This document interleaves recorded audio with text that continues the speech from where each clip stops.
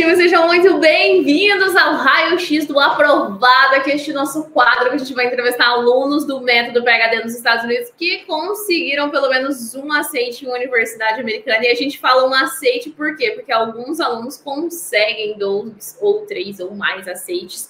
E esse é o caso do nosso mentorado de hoje. A gente está aqui com o Igor, que foi aceito no PhD por enquanto no Alabama e no Tennessee. Estamos ainda na guarda de mais aceites. E eu vou chamar o Igor aqui na Saritia. Vamos botar. Exatamente.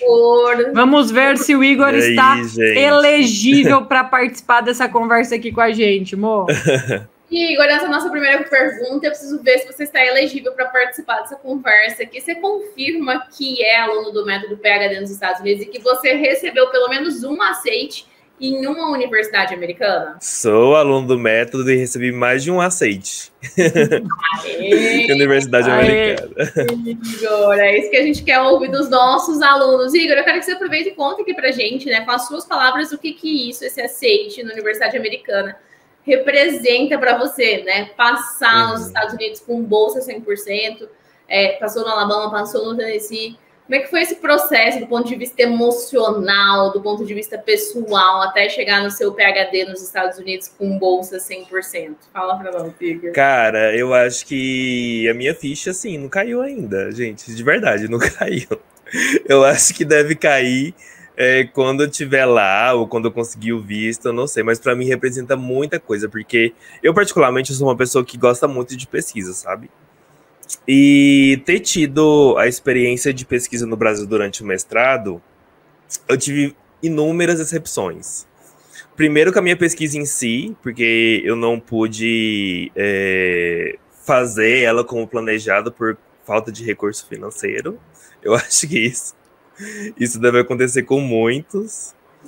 Então, oportunidades, representa para mim oportunidades novas na minha profissão, no meu futuro como pesquisador, porque sempre foi a minha paixão. Pesquisar câncer, sim, sempre foi a minha paixão desde a iniciação científica na graduação. Então, eu sei que agora inúmeras portas vão se abrir por aí, né? Ai, que legal, Igor. E assim, Igor, eu queria tirar uma dúvida que me surgiu quando você estava falando. Você falou ali da parte da pesquisa. Antes de entrar no método, teve algo que te impediu? Algum medo? Alguma coisa sua, assim, que você teve que superar para você entrar no método, para você entrar nessa jornada, mas aí você superou, tomou sua decisão, entrou. Teve alguma coisa? Conta aí como é que foi isso. Teve, porque quando eu terminei a minha graduação, eu tentei mestrado fora, mas eu tentei para a Europa e tentei naqueles programas famosos da Europa, do Erasmus, que são super concorridos, porque você não compete somente com brasileiro, mas com pessoas do mundo inteiro. E, assim, com o inglês em si, eu não tinha, tipo, uma certa dificuldade, porque eu já tinha feito intercâmbio antes pro Canadá, então, com relação ao meu inglês, eu já estava bem tranquilo. Mas esse processo em si, para tentar esses programas no mestrado, como eu não tinha apoio, não tinha nenhuma base da experiência de como era o processo seletivo, foi um pouco traumatizante, assim.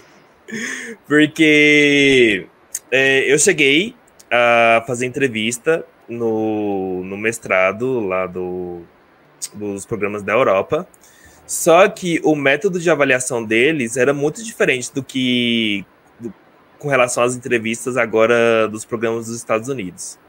Porque uma coisa que eu percebi era que eles estavam bastante interessados, os programas dos Estados Unidos, na minha história na pesquisa, sabe?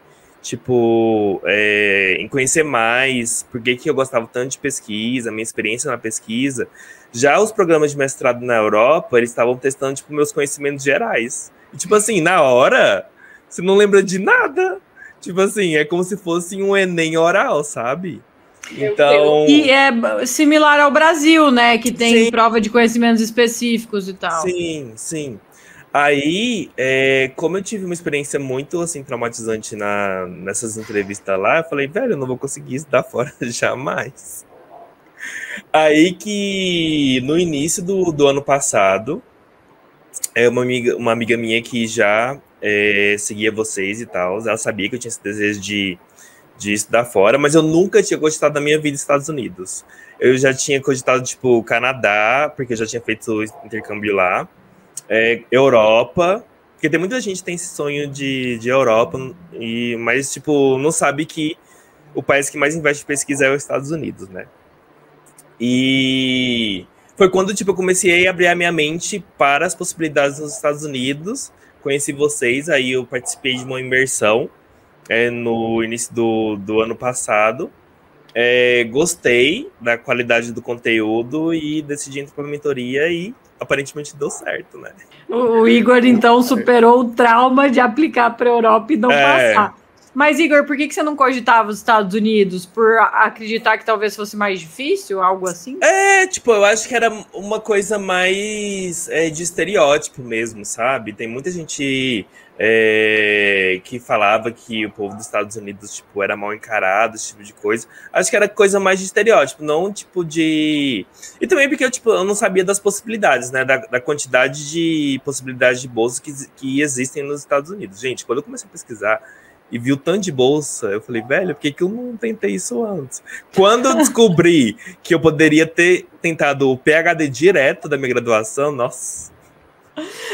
Você ficou chateado. Eu fiquei chateadíssimo. Tipo assim, eu não me arrependo do mestrado aqui no Brasil, porque, tipo, me rendeu publicação, isso me ajudou bastante, sabe? Me rendeu bastante experiência com relação à resiliência também, porque, tipo, uma das perguntas que eu mais tive na entrevista foi, tipo assim, o que você aprendeu no seu mestrado? Tipo assim, como você lida com problemas, com planos que não dá certo. Eu falei, ter resiliência, porque nos meus experimentos, durante 7 meses não deu nada certo.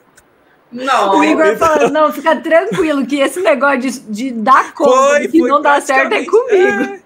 Eu tenho experiência. Então foi bom, sabe? Foi uma experiência válida, porque me ajudou, tipo, a ter, sabe, essa bagagem pra arrasar aí nas entrevistas, sabe?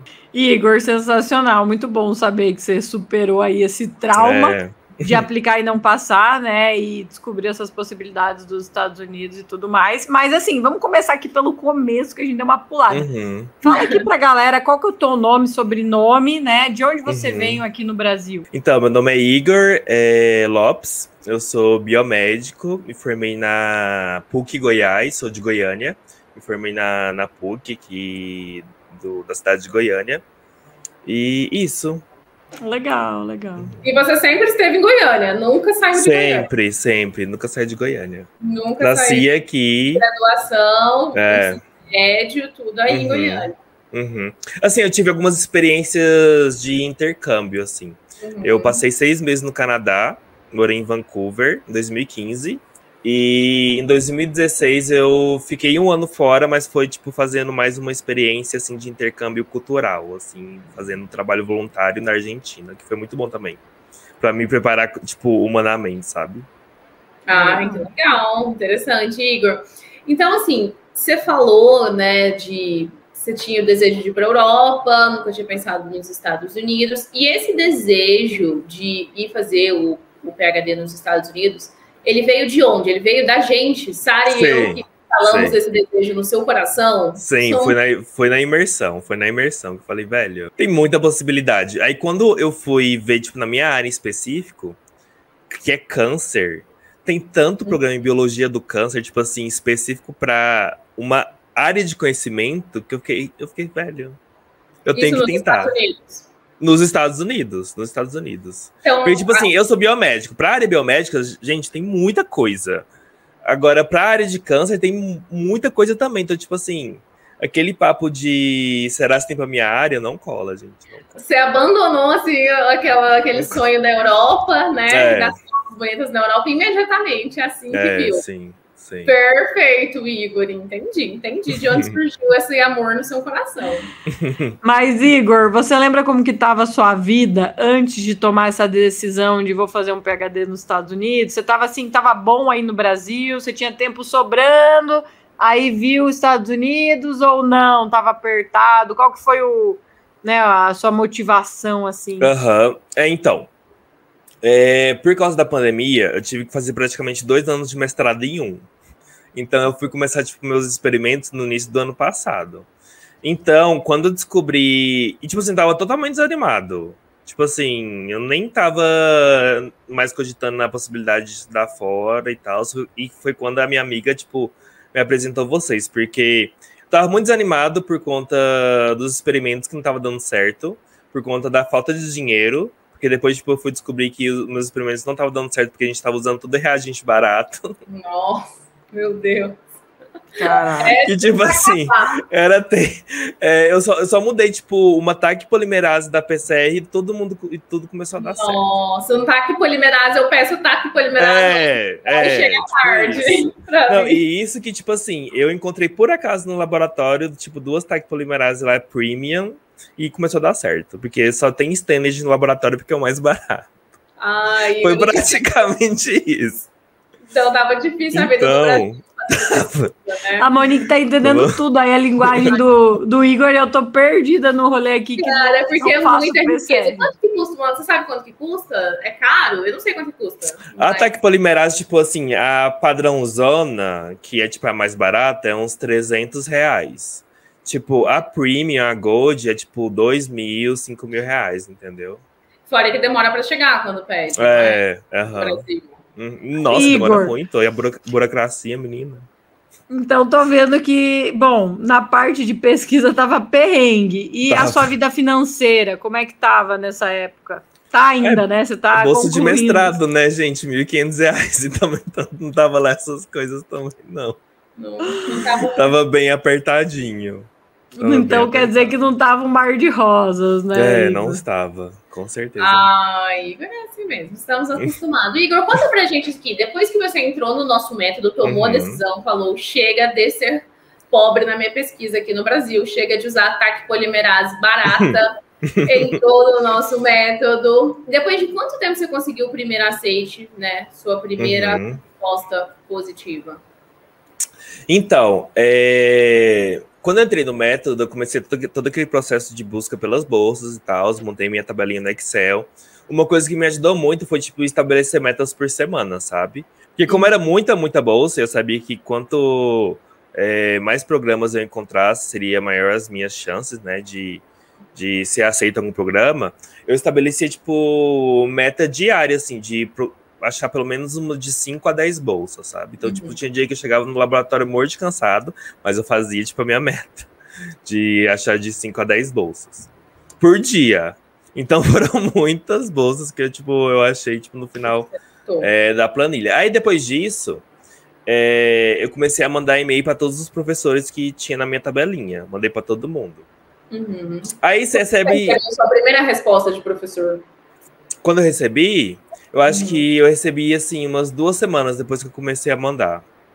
Aí eu recebi resposta de todo tipo. Professor falando só ok, professor, tipo, escrevendo um textão, falando que realmente as minhas linhas de pesquisa se alinhavam com as pesquisas dele, sendo, tipo, super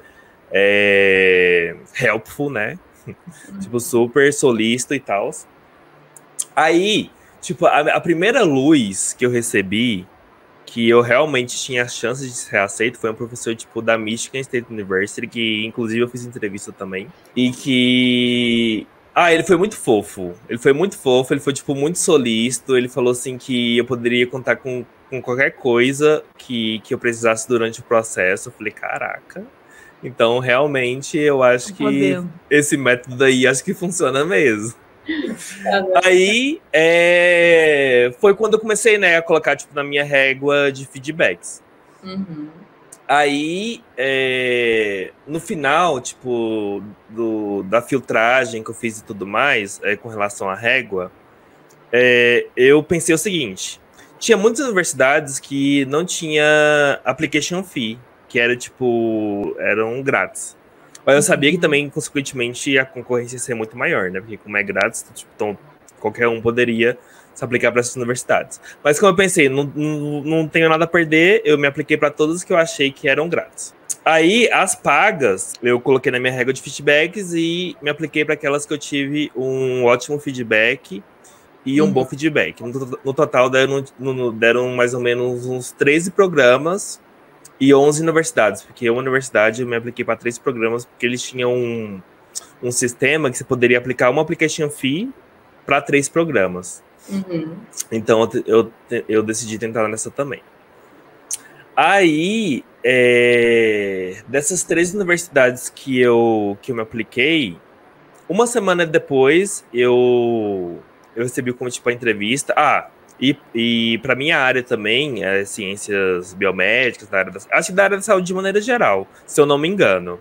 É muito comum ter entrevista. Muito comum, tipo, ter entrevista como segunda fase. Aí, e depois, pós-aplicação, tipo, assim, né? Isso. E depois, tipo, eu descobri que essas entrevistas, elas são muito mais pra gente conhecer sobre o programa do que, tipo, eles conhecerem a gente, sabe? Que, tipo assim, durante a entrevista, você fica parecendo que eles estão tentando te convencer a escolher o programa deles, entendeu? É muito louco isso. Entendo o peixe deles, né? É muito louco isso, eu fiquei velho.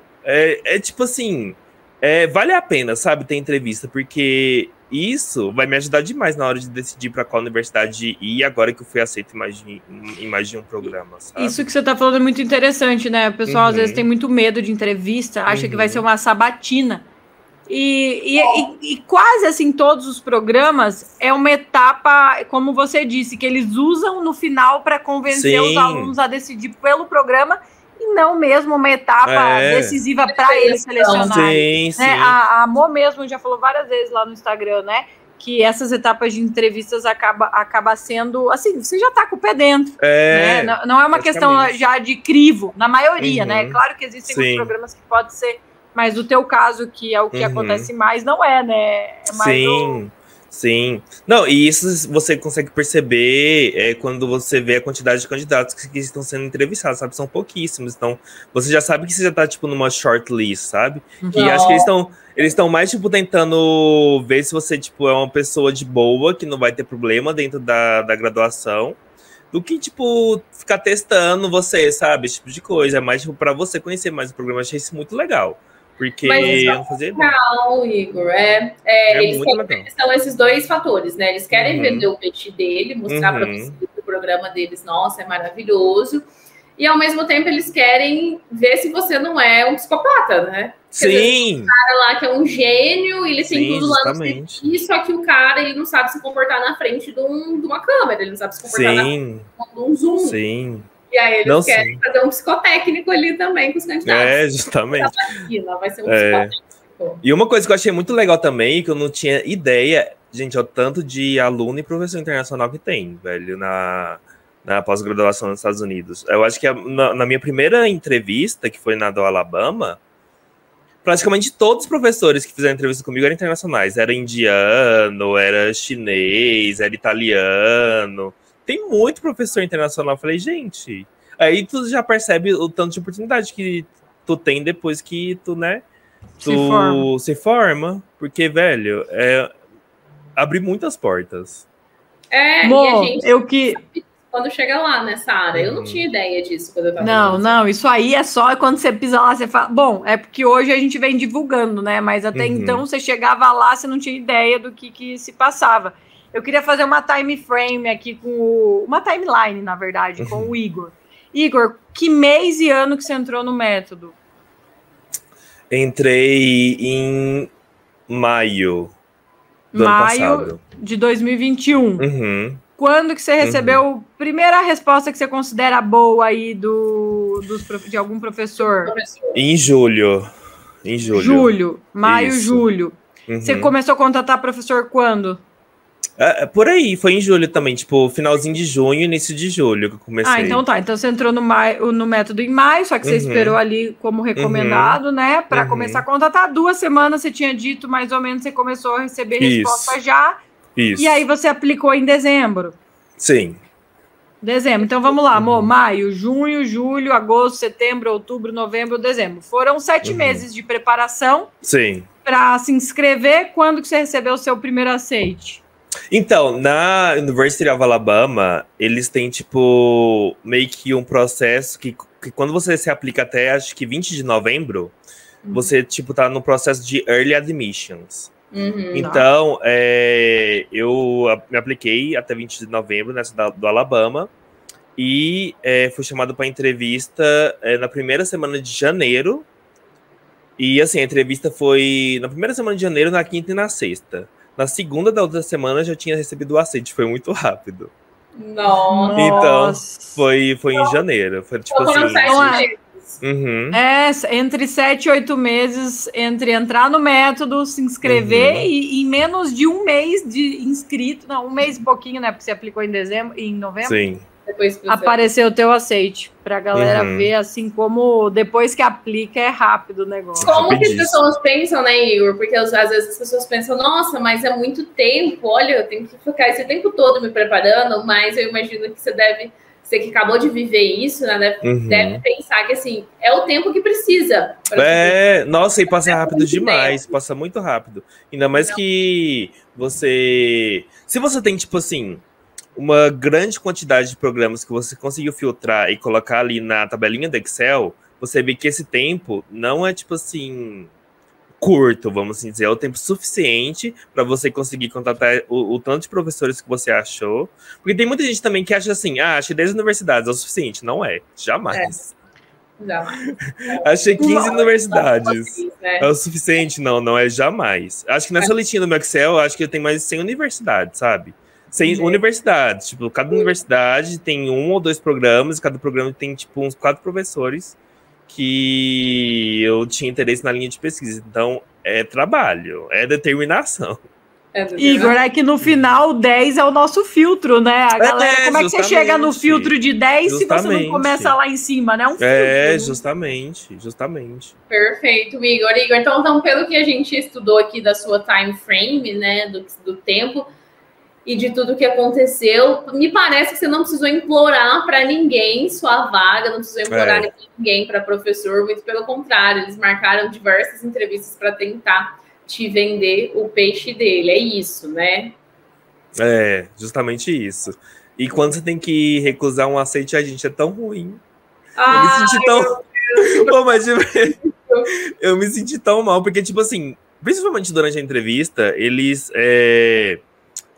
fazem com que você seja tão valorizado que você fica com vontade de se juntar àquele programa. É muito, acho que não sei se é um trabalho psicológico que eles já fazem ali, que já estão acostumados, mas pelo menos eu me senti assim, sabe? Cara, eu quero fazer parte desse programa. Não é, porque vocês são poucos mesmo.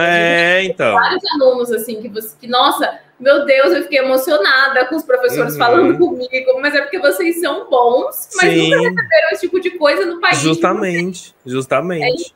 Justamente.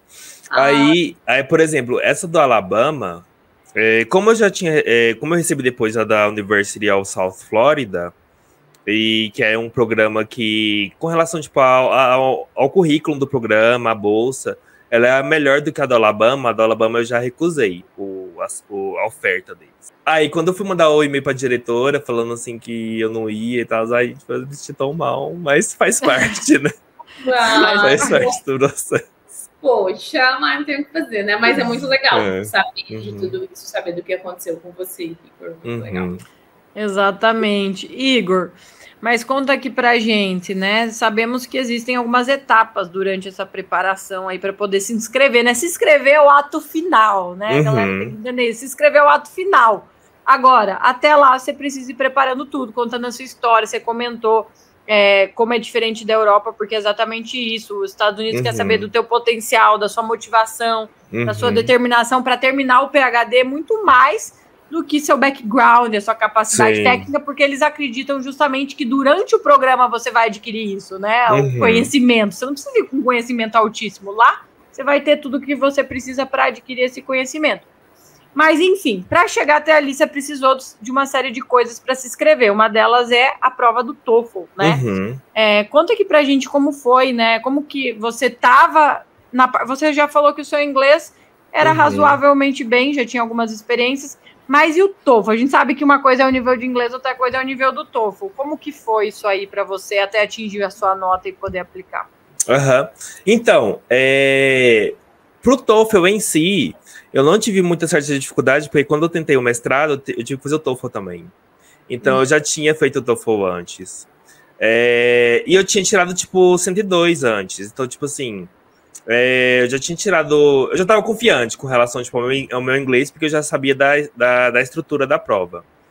Então, e como eu sabia também o que eu precisava para me sentir preparado para o dia da prova, eu praticamente fiz a mesma coisa e consegui ainda tirar uma nota mais alta. Então, tipo assim, com relação ao TOEFL em si, eu me considero privilegiado porque eu tive essa oportunidade, sabe, de estudar fora, ficar um tempo fora, que eu sei que não é todo mundo que tem, sabe? Que tem todo mundo que também tem esse sonho, mas tem, tipo, o inglês básico, intermediário. Mas é aquela coisa, a prova do TOEFL é estudar a estrutura de prova, muito mais do que saber inglês, muito mais do que qualquer outra coisa. Porque, sim, eu sabia inglês, mas se eu não soubesse a estrutura da prova, gente, não dá. Não dá. Você tem que treinar os skills. Se eu e a Sara for lá fazer, e a gente estudou, né, anos nos Estados Unidos, se eu e a Sara for lá fazer o TOEFL, a gente não vai se sair bem, se a gente não estudar a estrutura do TOEFL. Você treinar os skills, porque não tem como. Até em português, tipo, se você parar pra pensar, tipo, faz uma pergunta pra você aleatória em português, você, tipo, responder em 30 segundos, trava. gente, trava. Então é questão de treinar Igor, a estrutura. E como que foi em relação, assim, você tá terminando ali, né, o mestrado, você fazia o mestrado ali durante essa tua preparação, e como você recebia a bolsa, como se fosse um trabalho, né, você tinha que cumprir horas e tudo mais as matérias. Como que você se sentiu em relação a essa carga em cima de você de preparação? Deu para levar as duas coisas simultaneamente? Comigo, foi aquilo que eu mencionei para vocês, tipo, uma coisa que me ajudou muito. Primeiro, era, tipo, ter em mente que se eu quisesse realmente viver daquilo que eu sou apaixonado, que é a pesquisa, aqui no Brasil não daria. Tipo assim, aqui no Brasil simplesmente não existe o fato de ser só pesquisador, né? Tipo, ou você tem que dar aula, você tem que ser professor. Não existe, tipo, você estudar, pesquisar somente o que você gosta. Então, uma coisa que me deu, assim, bastante determinação, tipo, pra seguir nessa trajetória, era sempre ter em mente que era meu futuro, né? Era meu futuro profissional e é o que eu almejo. Então, tipo, principalmente durante o mestrado, que o meu mestrado é bastante experimental, né? Ir no laboratório, ficar o dia inteiro e voltar para casa super cansado, era isso que eu falei para vocês, tipo, era ter metas. Então, tipo assim, tava fazendo PCR, eu tava lá no notebook pesquisando no bolso de universidade, enquanto fazia PCR.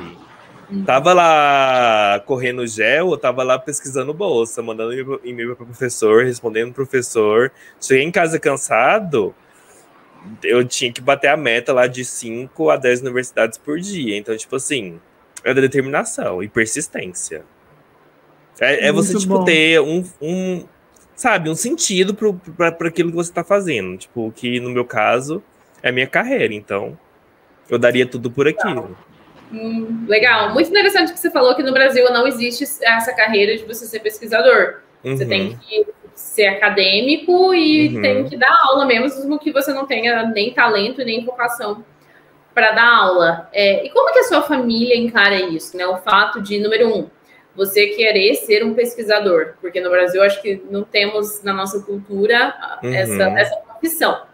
Eles te apoiam na carreira, eles te apoiam nessa universidade que você está indo fazer o PhD, do seu sonho de fazer PhD. Como é que é essa parte da família? Assim, aqui no Brasil é muito comum as pessoas não considerarem mestrado e doutorado como trabalho, né? Tipo assim, o que você faz? Eu faço mestrado. Mas você não trabalha? Você faz mestrado? Só estudo. É um meme. Tipo isso. Claro. Mas com a minha família, tipo, em si, a minha família, digo minha mãe, meu pai, minha irmã, eles sempre me apoiaram bastante com relação a isso, porque eles sabem que sempre foi, tipo, meu grande sonho, sabe? Principalmente por eles souberem o tanto que eu gosto de pesquisa. E justamente por eles souberem o tanto que pesquisa aqui tá devastada no país. Então, a minha mãe, tipo, nossa, ela sempre me apoiou bastante. Nossa, ela ficou super feliz. Ficou mais feliz do que eu quando eu recebi meu aceite. Então, com relação à minha família, eu tenho muito, muito suporte. Isso é muito bom. Ai, que bom, Igor. Que bom que você vai conseguir realizar seu sonho de fazer pesquisa nos Estados Unidos. E, Igor, sabe que no Brasil é o perrengue, a crise, né? Mas eu preciso saber para mostrar para o pessoal, para fins didáticos, quanto que vai ser a sua bolsa. Eu sei que você não decidiu a universidade que você vai ainda, mas das bolsas que você já recebeu oferta, qual que é a média ali das bolsas? Varia bastante de 33 mil a 35 mil por ano, dólares. E isso incluindo health insurance. Seguro de saúde. E nessa última que eu fui aceito, eles dão $2.500 no primeiro mês de enrollment bônus, tipo, um bônus ali. Isso. Além do stipend. Então, tipo assim, é um valor a mais, porque, tipo, você tem que arcar com aluguel, e, tipo assim, eles dão, tipo, na primeira semana que você chega. Isso eu achei muito bom. Tipo, então você, tipo, não precisa ter aquela preocupação financeira de, sei lá, como eu vou juntar dinheiro para viver lá no primeiro mês, porque eles dão. E os FIIs também, eles pagam tudo. E eles dão iPad também, eles falaram. Ai, meu Deus, um iPad! Imagina quando você vai entrar no mestrado, no doutorado do Brasil, eles vão te dar um iPad, vão te dar um boleto. Vão te dar um boleto. Justamente.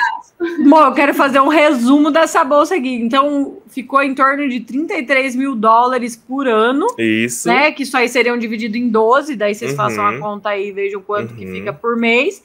O seguro-saúde, o Igor ganha à parte, então não vai precisar usar essa bolsa mensal para pagar o seguro, é extra, tá pago lá. E ele ainda ganha um valor X para as despesas iniciais do primeiro mês e um iPad. Essa bolsa de mensalidade, 100% de isenção de mensalidade, né, Igor? Sim, sempre. Tuition waiver, E, Igor, você tá indo sozinho ou casado? Sozinho, tô indo sozinho. Beleza, top. Já ouviu o ditado, né, Igor? Quem não vai casado, volta casado. Já estamos sabendo, né, Igor? Igor, agora, hoje, né, nesse minuto, nesse dia que você sabe que você já tem o seu aceite, ele tá aí na sua mão. Eu sei que você falou que você tinha algumas inseguranças ali em relação a que você já tinha sido rejeitado, a Europa não te quis, a Europa não quis o Igor, os Estados Unidos disse vem, Igor. Durante essa jornada, né, e a gente sabe que, por exemplo, você fazia mestrado e tinha que conciliar o mestrado com a jornada, teve algum momento assim que você achou que você não ia conseguir, que você falou assim, eita, agora o negócio apertou e você teve que realmente usar essa força que você falou que tem, que é a da resiliência? Ou foi assim, foi uma coisa mais constante no seu caso? Tipo assim, sempre tive que ser resiliente, não teve nenhum momento de fundo do poço. Porque às vezes as pessoas tem pessoas que são novelas mexicanas na vida, né? A gente vai fazendo a gente vai conversando com os nossos alunos e tem alunos que a vida é uma novela mexicana. De repente, tipo, o orientador de TCC some e tem que mudar. Ou acontece alguma coisa. No seu caso, teve algum momento que você falou assim, eita, né? Agora eu tô com muito medo, acho que não vai dar certo. Como é que foi? Com relação ao processo do doutorado? Tá. Jornada, no momento que você decidiu. Cara, então, eu acho que a qualidade do material que vocês proporcionam é tão boa que eu acho que uma coisa que me motivou muito, porque assim, eu também tive a experiência pro mestrado de mandar e-mail para professor e tal, mas quando eu comparei, tipo assim, a qualidade do material, os modelos de e-mail, com os e-mails que eu mandava antes, falei, gente, era por isso que ninguém me respondia. Então, uma coisa que me motivou muito foi ter aplicado o método e já ter começado a ter recebido, tipo, feedbacks tão bons muito rápido, sabe? Porque foi quando eu comecei, tipo, a perceber que realmente dava certo. Então, foi uma coisa que, pra mim, eu acho que se por muito tempo, tipo, sei lá, nenhum professor tivesse me respondido, talvez, tipo, eu teria tido esse medo. Mas foi muito rápido, foi tipo assim, eu comecei a mandar e-mail e em questão de 1 ou 2 semanas, tipo, já tava recebendo feedbacks muito bons. Então, acho que esse foi, tipo, o principal motivo, assim, que eu falei, cara, dá certo. Deu bom. Deu bom. Aham. Igor, muito legal. Muito obrigada por compartilhar aí com o pessoal o que te deixou motivado na jornada, né? Uhum. E te levou até o fim. Eu tenho certeza que vai ajudar muita gente a continuar no caminho e não largar, não sair dos trilhos. Com certeza. É isso que a gente quer aqui, né? Igor, sim, conta aqui para nós mais coisas que eu quero saber. Muita gente que está numa situação parecida com a tua, que faz mestrado e aí está pensando em aplicar para o doutorado nos Estados Unidos, fica insegura em relação ao próprio orientador, né? Vou ter que falar para o meu orientador que eu vou para fora, talvez ele não goste. Você sentiu essa dificuldade com o seu? Como que foi? Então, a minha orientadora, ela é minha orientadora desde a minha iniciação científica. Então, tipo assim, já tem 4 anos que ela me acompanha. Então, ela já sabia também, tipo, desse sonho que eu tinha de estudar fora, até mesmo porque ela teve ela também fez mestrado fora. Então, ela sabia, tipo assim, o quão enriquecedor seria se eu fosse para fora e tivesse experiência de pesquisa fora, sabe? Então, com a minha orientadora, graças a Deus, foi um dos problemas menores que eu tive, assim. Não foi problema nenhum, na verdade, porque, assim, dos professores que eu pedi carta de recomendação, 2 professores foi eu que escrevi a carta, e eles que assinaram e tal. E ela foi a única pessoa, assim, que eu tinha tanta confiança, eu falei, professor, escreve aí, e eu sei que a senhora vai arrasar. E também porque ela domina muito bem a língua inglesa, sabe? Não deu outra, a carta dela foi assim, top das tops. Eu cheguei e emocionei quando li a carta dela, porque, velho. Que coisa boa. Legal. Então, com ela não tive nenhum problema, assim, graças a Deus. Eu tive com outros professores com as cartas de recomendação, tipo. Por isso que eu acho que é muito importante você ter pelo menos mais de 3 professores assim na manga, né? Porque um deles eu pedi, eu achei que ele seria, tipo assim, que ele me ajudaria e tal, porque durante a minha graduação eu fui presidente de uma liga acadêmica e ele era o coordenador dessa liga. Então, tipo, a gente fez muitas atividades, tipo assim, extracurriculares juntos, sabe? Além de eu ter tido essa experiência de liderança e tal, então ele poderia falar muito nisso. E eu até ofereci, tipo, a escrever a carta para ele falou que eu poderia escrever, que ele assinaria. Só que, sabe quando tu sente que ele tá, tipo, você tá meio que forçando demais? Que ele não tá, tipo, sendo tão... Assim, ele não tá espontâneo. Parece que disposto, ele não tá tipo assim, eu mandava mensagem pra ele, ele respondia, tipo, 1 ou 2 palavras. Eu falei, cara, ele não vai assinar minha carta. Aí eu mandei minha carta pra ele, ele, tipo assim, não respondeu. Eu falei, quer saber? Tchau. Eu procurei outro professor, mas deu certo no final das contas.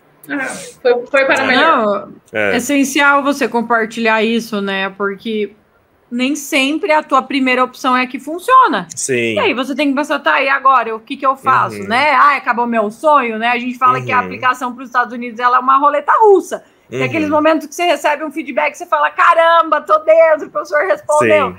Aí, de repente, você pede uma carta de recomendação para um cara que você achou que ia te dar, ele não te responde, te deixa no vago, caraca, perdi minha vaga. Daí você restabelece, não, tenho que fazer tal coisa. E assim vai. É normal, né? O que você tem que ter é uma solução para cada problema, desafio que aparecer aí e não desistir, continuar, né? E você falando isso, acho que traz assim, um pouco de ensinamento aqui para o pessoal que acompanha você. Mas, Igor, para nós finalizarmos aqui, né, começarmos a etapa final, será que você teria ficado mais feliz se você tivesse passado no doutorado no Brasil com a bolsa da FAPESP, talvez ali, né, que é uma bolsa boa? Qual que é o sentimento? Ai, com certeza não, gente. Jamais. Jamais. Ainda mais depois das entrevistas que eu vi tanto de recurso, velho, que os programas têm. Eu falei, velho, não, eu tenho que ir. Eu tenho que ir porque é lá, o meu lugar é lá. Eu vou conseguir fazer o que eu quero lá. Eu vou conseguir continuar na minha linha de pesquisa. E eu tenho certeza que eu vou estar muito feliz com essas oportunidades que se me apresentaram lá nos Estados Unidos. com certeza. Show, show. Igor, deixa aqui uma mensagem para o pessoal que olhar, assistir esse vídeo, vendo você contando aqui um pouco da sua história e que talvez entrem nessa mesma trajetória que você passou aí.